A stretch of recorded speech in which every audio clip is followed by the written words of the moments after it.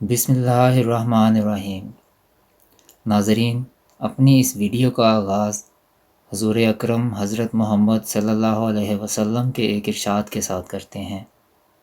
جس میں آپ صلی اللہ علیہ وسلم نے فرمایا کہ عنقریب ایسا زمانہ آئے گا کہ نام کے سوا اسلام کا کچھ باقی نہ رہے گا، الفاظ کے سوا قرآن کا کچھ باقی نہ رہے گا۔ اس زمانہ کے لوگوں کی مسجدیں بظاہر تو آباد ہوں گی لیکن ہدایت سے خالی ہوں گی۔ ان کے علماء آسمان کے نیچے بسنے والی مخلوقوں میں سب سے بدترین مخلوق ہوں گے، ان میں سے ہی فتنے اٹھیں گے اور ان میں ہی لوٹ جائیں گے، یعنی تمام خرابیوں کا وہی سرچشمہ ہوں گے۔ ناظرین، سرکار دو جہاں حضرت محمد صلی اللہ علیہ وسلم کے اس ارشاد کی روح سے حالات حاضرہ کا جائزہ لیا جائے تو بہت مشابہت ملتی ہے، اور انسان یہ سوچنے پہ مجبور ہو جاتا ہے کہ یہی وہ علماء ہیں جن کے بدترین ہونے کی پیش گوئی کی گئی تھی، کیونکہ آج کا مولوی شراب بھی پیتا ہے، زنا بھی کرتا ہے، دھوکہ دیتا ہے، چوری کرتا ہے، غرض ہر وہ کام کرتا ہے جس کا اسلام میں منع فرمایا گیا ہے۔ آج کے علماء، خاص کر پاکستان میں مولویوں نے عام عوام میں ایک دوسرے کے فرقے کو لے کے نفرت اور مذہبی جنونیت اتنی بھر دی ہے کہ کفر کے فتوے لگانا، مساجد کو بند کرنا، اللہ اور اس کے رسول صلی اللہ علیہ وسلم کا نام لینے سے روکنا نہایت عام ہے۔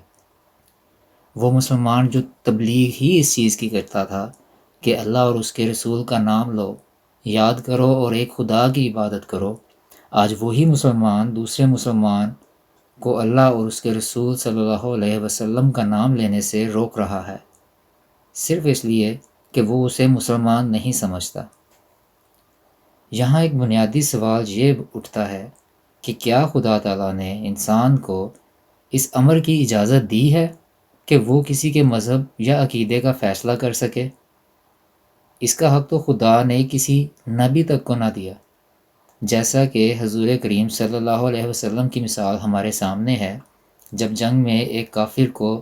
کلمہ پڑھ لینے کے بعد بھی یہ سمجھ کر قتل کر دیا گیا کہ اس نے کلمہ موت کے ڈر سے پڑھا ہے، تو حضور صلی اللہ علیہ وسلم اس پر بہت ناراض اور غصہ ہوئے اور فرمایا کہ کیا تم نے اس کا سینہ چیر کے دیکھا تھا کہ اس نے دل سے کلمہ پڑھا یا موت کے خوف سے؟ تو جب وہ ہستی جو کہ ہم سب میں افضل ہے اور آپ صلی اللہ علیہ وسلم سے بڑھ کے کوئی ہو ہی نہیں سکتا، ان کو بھی اس خدائی کام کی اجازت نہ ملی، تو مولوی یا پارلیمنٹ کون ہوتے ہیں کسی کے مذہب کا فیصلہ کرنے والے؟ ناظرین، آسمان کے نیچے اس بدترین مخلوق یعنی علماء کی ہی وجہ سے آج ہر عام آدمی حقیقی اسلام سے دور ہے، اور اسی وجہ سے پاکستان کفر کے فتووں کی فیکٹری بن گیا ہے، اور آئے دن کوئی نہ کوئی اس مسئلہ سے دوچار ہو کے اپنے حقیقی مسلم اور محافظ ختم نبوت ہونے کی دلیلیں اور صفائیاں دینے پہ مجبور ہو جاتا ہے، جس کی تازہ اور عمدہ مثال حکومتی عہدیدار شہزاد اکبر کی ہے۔ یہ صاحب بھی آج کل اپنے سچے مسلمان ہونے کی صفائیاں دے رہے ہیں۔ جناب نے اپنی صفائی میں ایک بات کہی کہ کسی مسلمان کو کافر کہنا جرم ہے۔ یہاں سوال یہ ہے کہ کیا یہ قانون احمدیوں کے لیے نہیں ہے؟ اگر نہیں تو یہ دوہرا معیار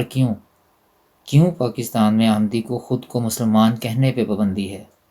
احمدی پاکستان میں سرعام اللہ محمد صلی اللہ علیہ وسلم کا نام نہیں لے سکتا،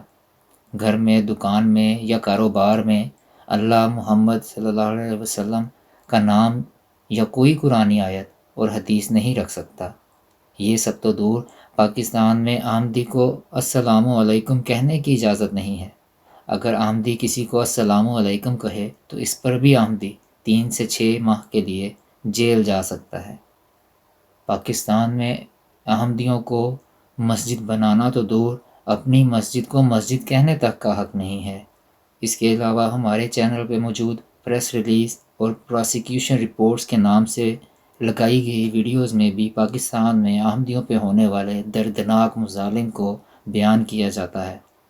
کہ کیسے احمدیوں پہ ظلم کیے جا رہے ہیں، اور کیسے کیسے انہیں نقصان پہنچایا جا رہا ہے۔ یہاں یہ کہنا بالکل غلط نہ ہوگا کہ پاکستان اسلام کو استعمال کرنے والا ملک ہے، نہ کہ اسلام کے بتائے ہوئے راستے پہ چلنے والا ملک، جہاں آئے روز اسلامی تعلیمات کا مذاق سر بازار اڑایا جاتا ہے اور اسلام کے قوانین کی دھجیاں بکھیری جاتی ہیں۔ سب سے پہلے تو ہمیں ضرورت ہے کہ ہم اس بات کو سمجھیں کہ کسی کا عقیدہ اس کے اور اس کے خدا کے بیچ کا معاملہ ہے، اور اس بیچ آنے کی اجازت کسی کو نہیں۔ دوسرا ضروری نقطہ اسلام اور اس کی تعلیمات کو اپنے مقاصد اور فوائد کے حصول کے لیے استعمال کرنے کی بجائے اسلام اور اس کی تعلیمات پہ عمل کرنا ہے۔ اللہ تعالی ہم سب کو اس کے من پسند رستہ پہ چلنے اور اس کے محبوب صلی اللہ علیہ وسلم کا فرمانبردار بننے کی توفیق دے، آمین۔